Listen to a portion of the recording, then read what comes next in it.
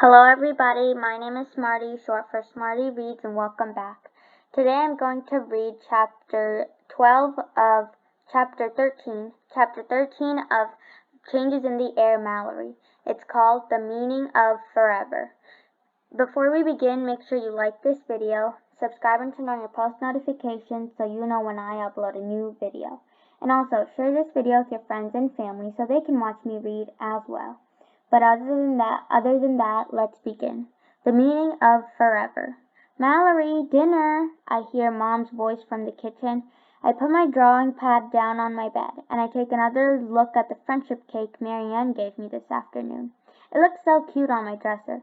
I really love seeing all the pictures of all the fun times Marianne and I have had together. I skip from my room toward the kitchen. Something smells delicious. But when I get at the end of the hallway, Mom stops me. She holds up a hand, stop sign style. Stop sign style. I have a surprise for you. Mom covers my eyes and walks me to the kitchen. I sniff the air. I think I know what that surprise is. Are we having spaghetti and meatballs? I ask Mom. She knows that's my favorite dinner. Would you like to see? She asks Mom. I can hear the smile in her voice. When she takes her hand away from my face, I see spaghetti and meatballs, but I see something else too. Grandma! I sprint across the kitchen. Honeybee! Grandma gives me a huge hug. I'm so glad you're here, I say as my family sits down at the table. Max helps himself to the spaghetti, then passes it to me. I pile noodles and sauce on my plate and top it with a big meatball and take a bite. So, how's my girl? Asks Grandma. Mom and Dad and Max all look at me. My summer got off to a rough start, I tell Grandma, but some good things have happened too. She fills her plate with spaghetti and meatballs. Want to tell me about it? I put my fork down and tell Grandma about my friends leaving Wish Pond Road. Then I tell her about Cheeseburger getting sick and how I had to watch her and take care of her. I was really upset, especially when Cheeseburger got sick, but I feel better now that I know she's okay, I say. Even though Marianne and Joey don't live next door anymore, I know we'll see each other a lot. Chloe, Jennifer, and I are pen pals. It has been fun writing to her and getting letters. And I'm helping Mrs. Black in her garden. And I'm taking an art class. Grandma smiles. That's a lot of ands, but they're all good ones.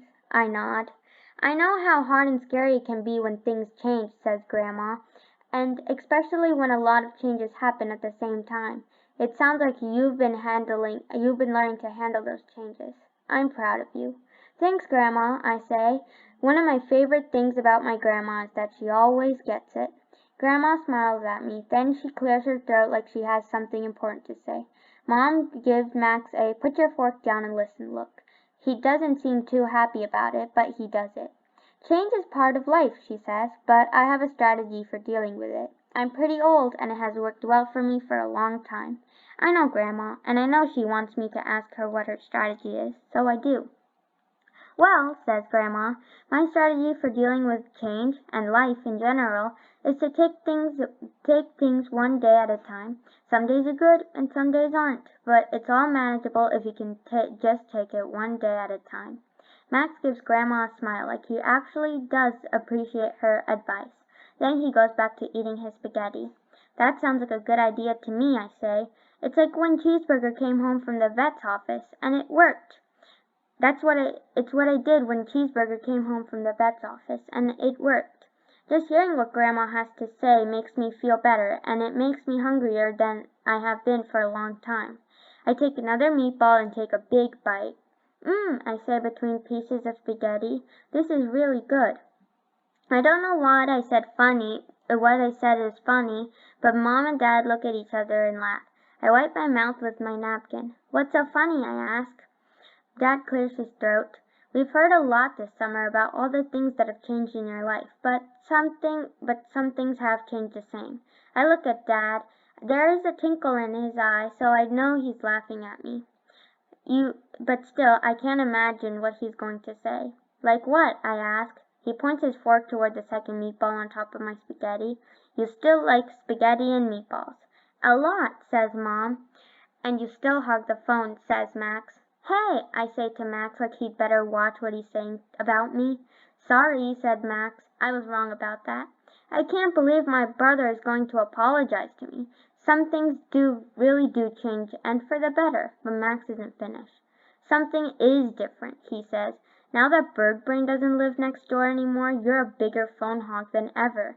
Max, my parents say at the same time, but I know they're not really mad at him, and I'm not either. How can I be mad? I have a lot of things to be happy about. I have a great family and friends. Grandma's here, Cheeseburger's healthy, I'm taking an art class that I'm really excited about. And in a few weeks, Mom, Dad, Max, and I are going to the Grand Canyon. And in the fall, I'm going to 5th grade. I know there'll be lots more changes when school starts. I have a feeling it won't always be easy, but I'm going to try my best to handle whatever comes my way, and I'm going to do it in one day at a time. That's the end of that chapter. I'll see you next time when I read the extras. Bye, everyone.